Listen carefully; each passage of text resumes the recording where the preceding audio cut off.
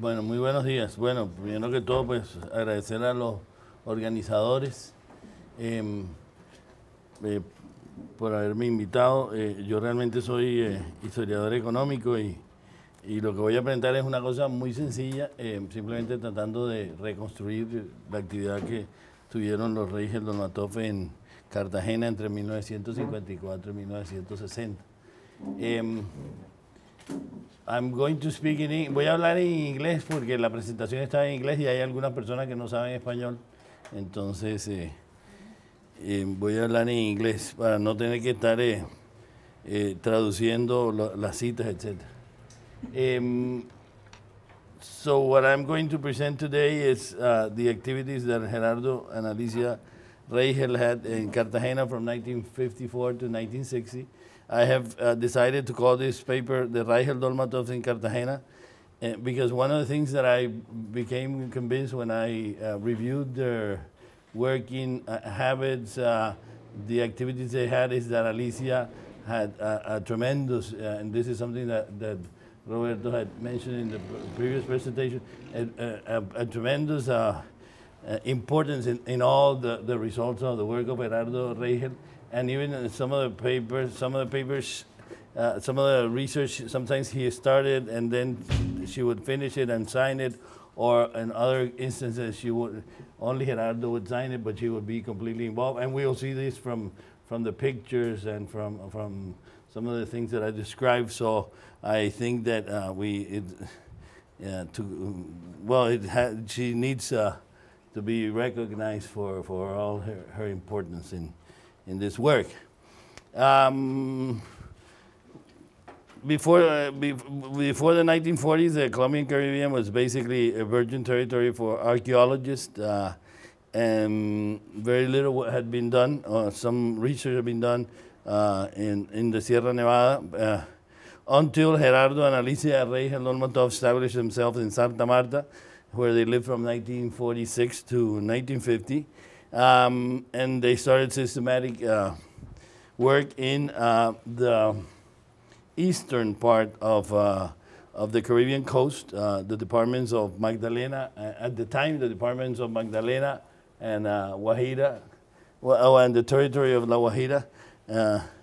And in 1954 they moved to Cartagena, where they continued work for 6 years in the western part of the Colombian Caribbean. The departments then existing of Bolivar, Córdoba, the north of Antioquia, which limits with the Caribbean coast, and the northern part of Chocó.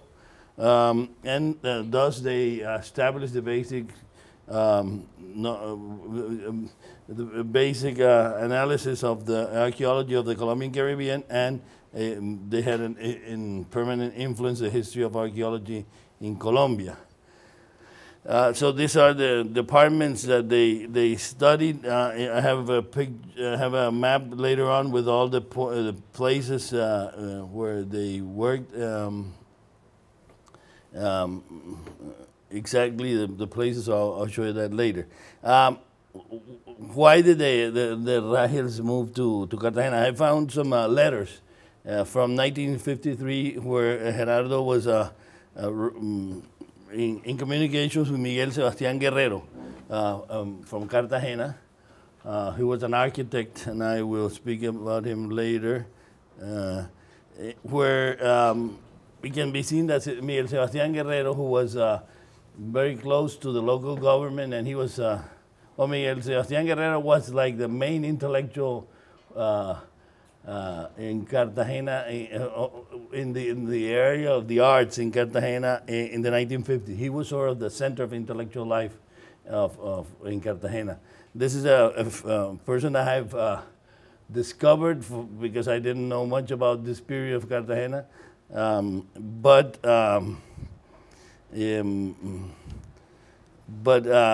all the people from that period who I interviewed coincided with what Alicia told me when Reichel told me when I interviewed it, that the center of intellectual life in Cartagena, the people who were renovating intellectual life in Cartagena, was Miguel San Guerrero.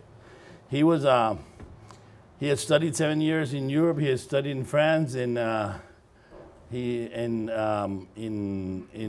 Spain he prepared himself as an architect. I don't think he actually graduated as an architect, but he studied painting. He studied art, and he became sort of the Cartagena was in the early 1950s was a city was completely destroyed from an architectural point of view. The city had been the main colonial, one of the main ports of of Spain in the Caribbean. You would say that after Havana, you could say clearly that after Havana, the main city of Spain in the Caribbean, fortified town, was Cartagena. And but after the independence, it entered a period of complete decline, which was good from an architectural point of view, because for that reason, most of its fortifications were preserved. Unlike Havana, where most of the fortifications were eliminated in the 19th century and early 20th century. Cartagena was, when it started to again have some economic vitality, they started to tear down the walls and fortifications, but it was sort of late already. It was already in the 20th century, so there was some sensitivity about this, and this process of destruction of the colonial heritage was stopped. But it was not renovated. Miguel San Guerrero was the first person who started renovating he renovated first the building of the governor's building, first the Inquisition, then the governor's building, and many houses, and the convent of La Popa. Those three were the main basic things that he renovated. I asked one of the main, Alberto Samudi, one of the main architects in Cartagena working in renovation, what was his concept of the work Sebastián Guerrero had done, and he said that for the period it was there was no standards, but for the period that Guerrero had worked, so he did a fairly good job for the period. Well, in one of these letters, Reichel Dolmatoff, when he was trying to see how he went to Cartagena, wrote to the Secretary of Education, Lassi de Monero Blanco. He sent him a short essay where he reviews. It's a 6-page essay that I found in the it had the family of Miguel Sebastián Guerrero had. And Reichel wrote a 6-page paper doing sort of a review of what was the situation of archaeology in the Department of Bolivar, and what were the possibilities for doing research. Because at the time, and this is the paper I am, at the time he was aspiring that the Department of Bolivar pay for his stay in Cartagena, as had happened in Santa Marta. A large portion of the funds for the stay of Gerardo and Alicia Reichel Dolmatoff in Santa Marta had come from the funds of the Department of Magdalena. They had funds from the Department of Magdalena and national funds. In Cartagena, they aspired to get funds from the department, but eventually it was impossible to get any funds from the Department of Bolivar. And this is a contrast. And he had some reflections about the contrast between Cartagena and Santa Marta. Cartagena as a city has no relationship with its indigenous past. It completely forgot about that past, and Santa Marta was more conscious of that relationship.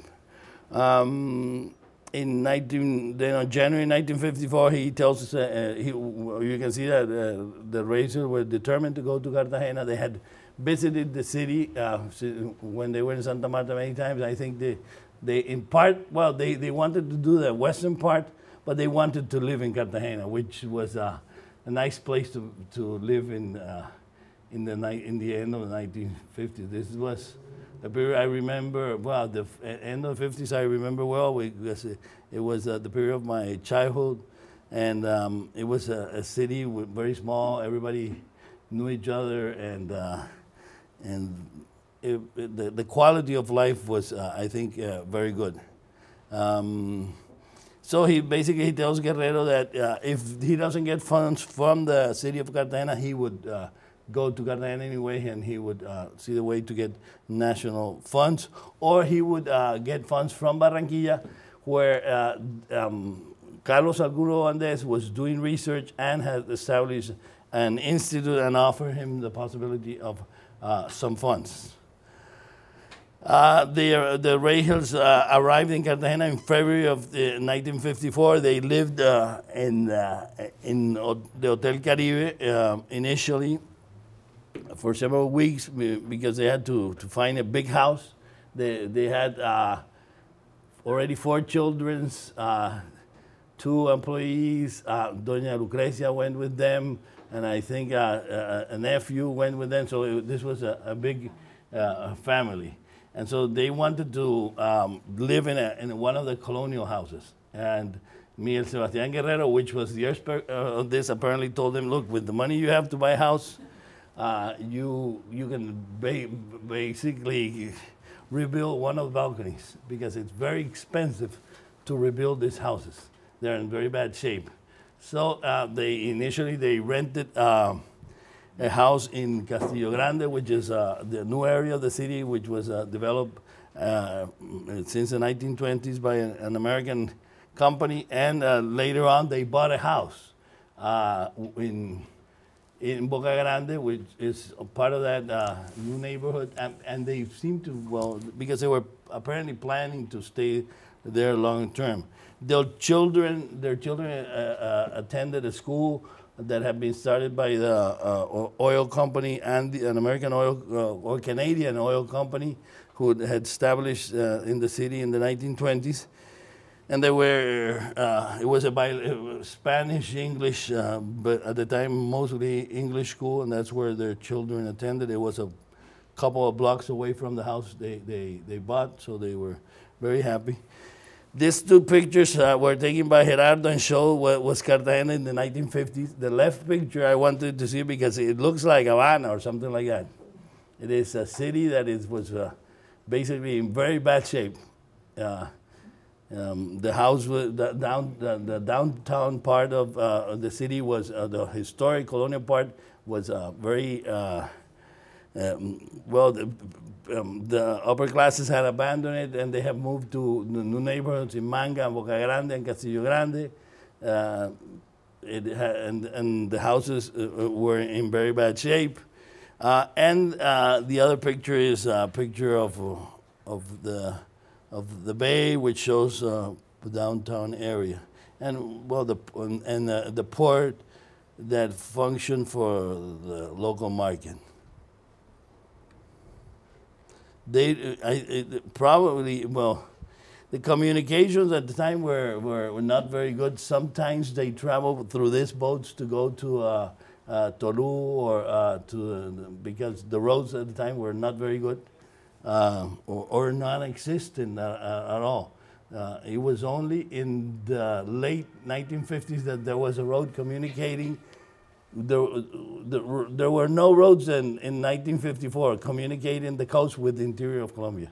If you wanted to go to the interior, to Medellin or to Bogota, you could not go by road. You had to go by the Magdalena River and then take train from some part, and they were built in the late 1950s. So a lot of the traveling that the Reichels did was by this type of boats that you see there. They would go to some of the areas where they worked.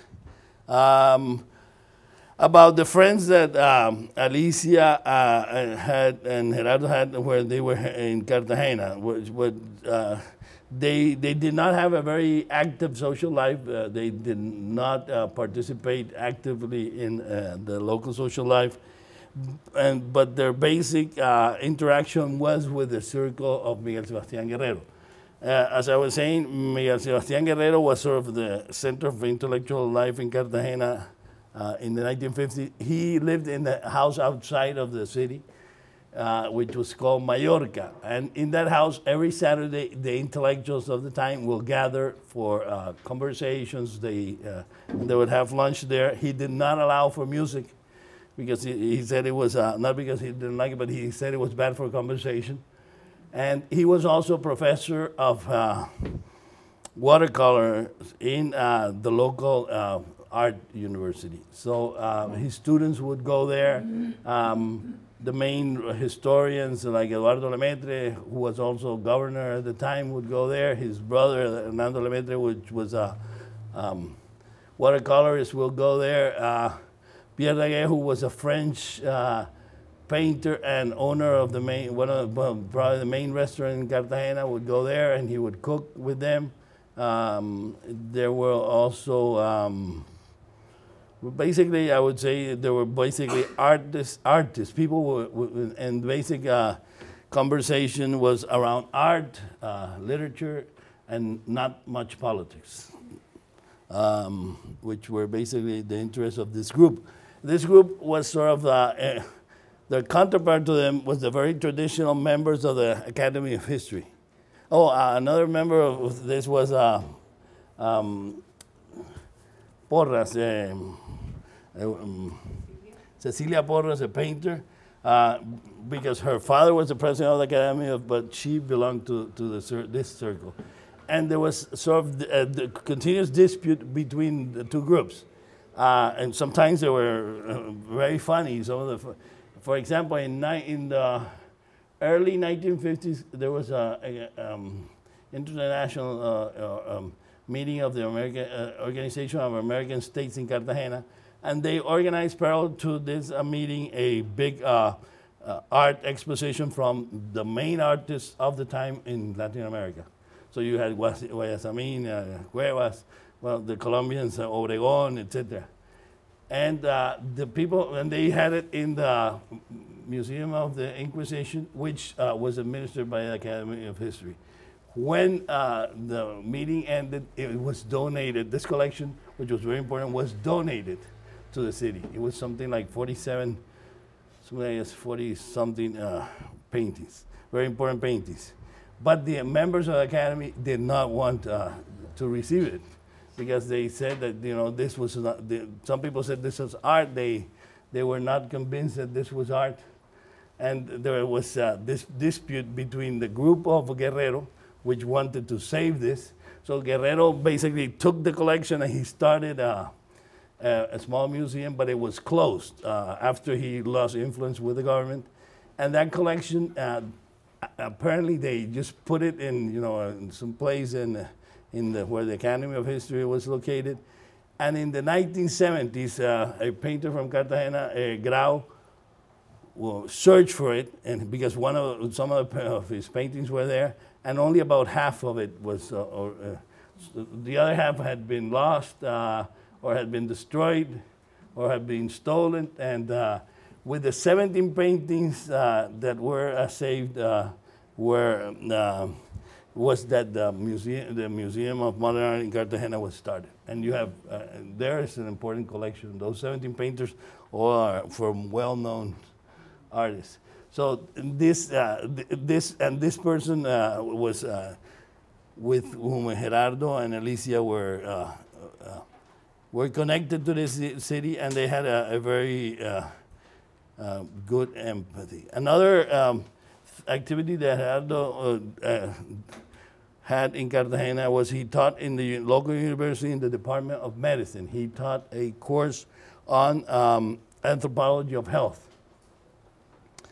And he depended directly there of a very well-known Dr. Abel Dueñas, who was later, he was vice minister of health, and he's a very old man, older person now, but I spoke to him, and they were very happy with the work Gerardo did in the university. They appreciated him very much.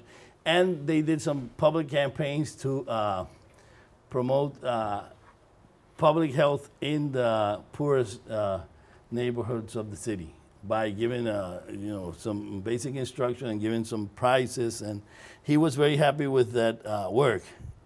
But apparently, at the end of the 1950s, there some type of student revolt, and he had some archeological collections there in his offices in university, and they were destroyed by the students. So he was very disappointed. He said he would never teach again in his life. So when they offered him to teach in the University of Los Andes, he said initially he said no, because he had that very bad experience with the students, not with the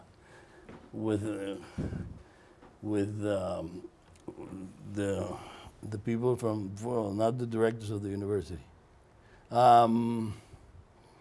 He was perceived by some people as a difficult person, somewhat vain of his knowledge and the importance of his work. With relation to Cartagena, he reflected later that his work had passed unnoticed except by a few persons who understood our interest in the history of the country and offer us his friendship. And I think, he reflected the difference. There's a difference between their experience in Santa Marta and Cartagena, which I think is important. Gerardo said, look, when we arrived in Santa Marta, everybody in Santa Marta had some collection, the people from the elite had some collections of ceramic. Nobody in Cartagena owned any ceramics. Nobody. This was not something that was socially recognized. Cartagena, nobody was, Cartagena is a city where the colonial history of the city is very important. And some of the main intellectuals were historians. And even in the circle that he was participating, Eduardo Elementor, who was a governor from 1957 to 1959, was a very important historian, the main historian of the city, and he was one of the main traditional historians of Colombia. He wrote a 4-volume history of Cartagena, which was published in 1983, and he doesn't have Gerardo Reichel in the bibliography. So he interacted with Reichel.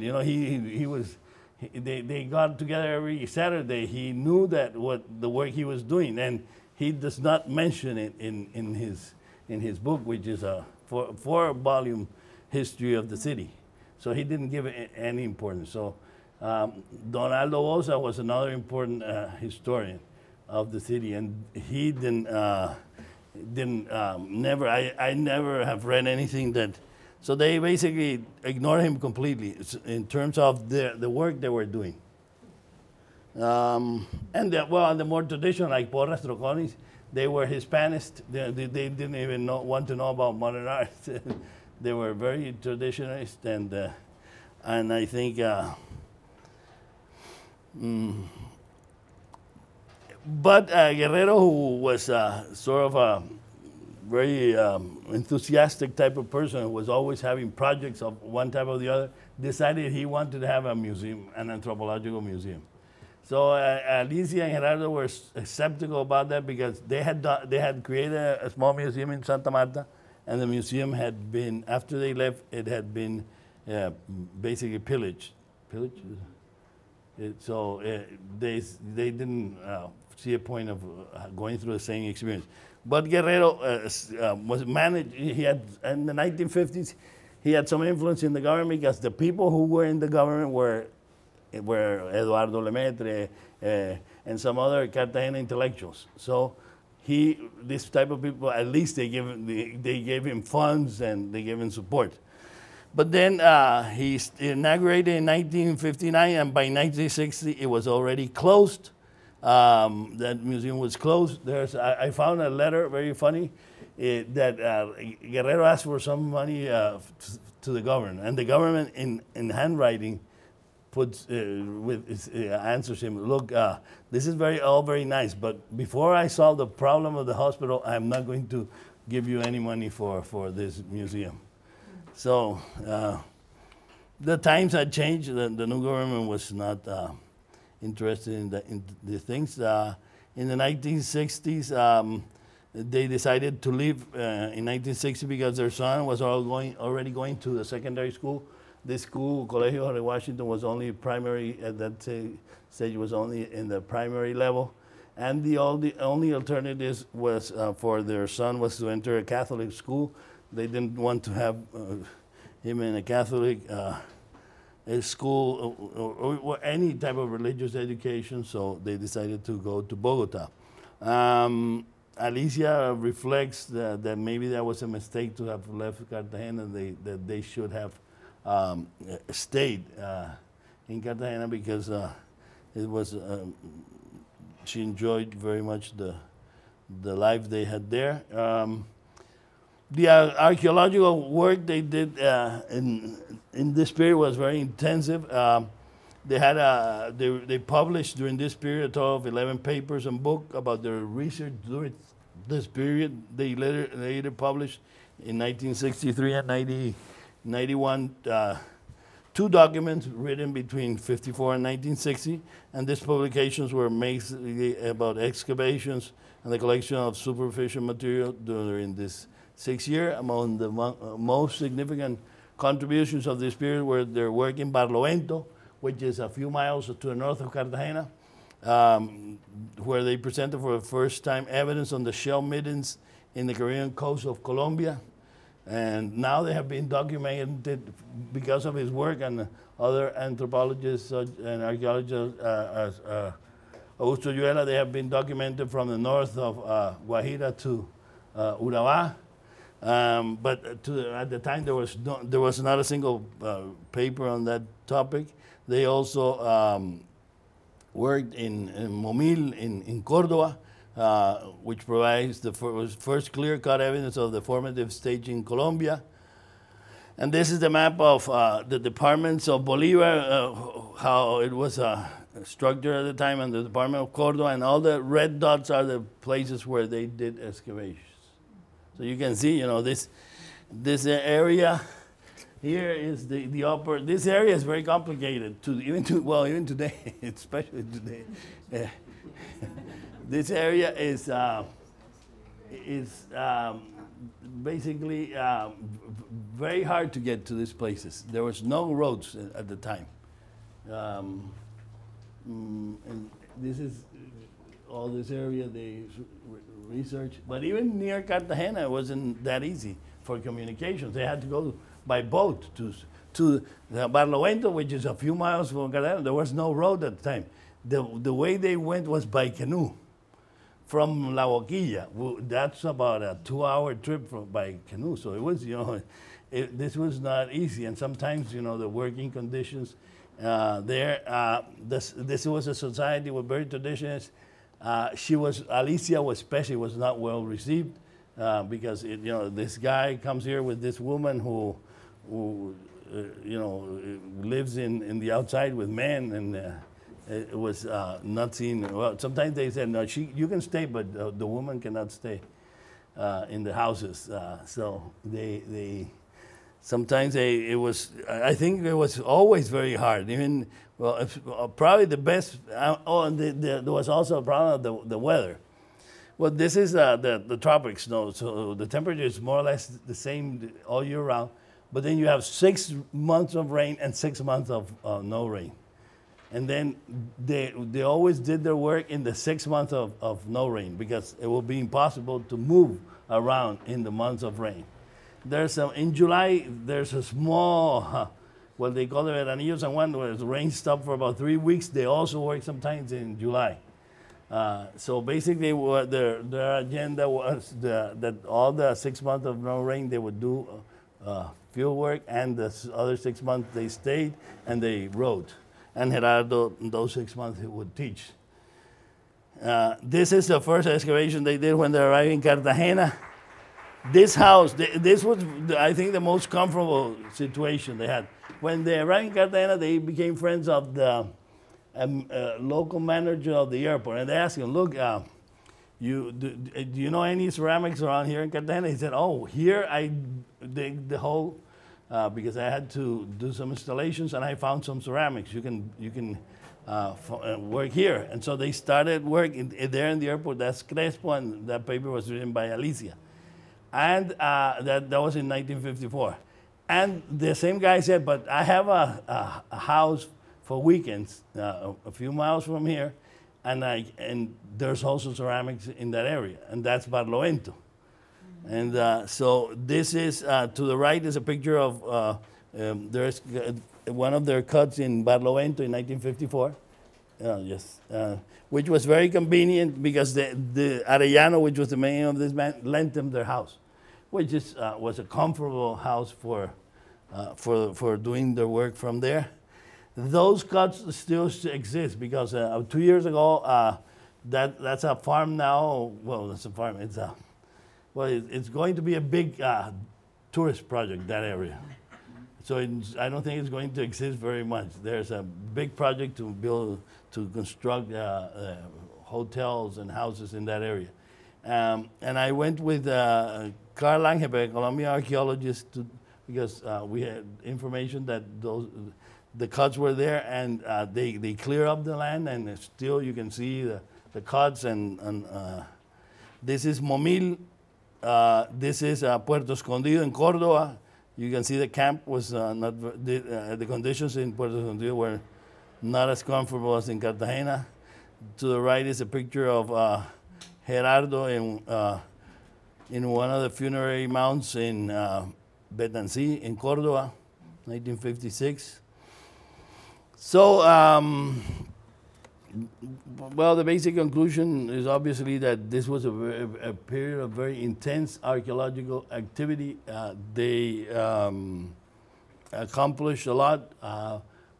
Their interactions with Cartagena were limited socially and intellectually, and they felt frustrated because of the lack of recognition of their work in the city. And I think they were right in that frustration, because there was no long-term impact. There's almost no. The people who were their friends, I interviewed all, and they were so conscious that it was an important work, but nobody ever internalized it as something important for the intellectual endeavors they were involved. He was not. The city continued to be perceived its identity through its colonial past, through its Spanish heritage, mainly. The new currents of historiographical currents have emphasized the African part, and so the indigenous component is completely still absent from the historical tradition of the city. And I think to recognize the work that Gerardo and Alicia did in this period, it would be good for the city, for the region, because their work certainly is very important for a region that has a very large component of indigenous population. It's perceived, well, it has the largest, in the coast, the Caribbean coast has the largest indigenous group which speaks still their own language, which is the Wayu, the Guajiros, which speak Wayu, and Wayunaiki, I'm sorry. And it's a region that has, in absolute terms, has the largest indigenous community in Colombia. If you take the census of 2005, by self-recognition, the region of Colombia has the largest number in absolute terms of indigenous population is the Caribbean coast. And this is something that's generally not perceived as such by the region or by the rest of the country. And by revaluing the work of Gerardo and Alicia, I think that we can contribute to that recognition. Thank you.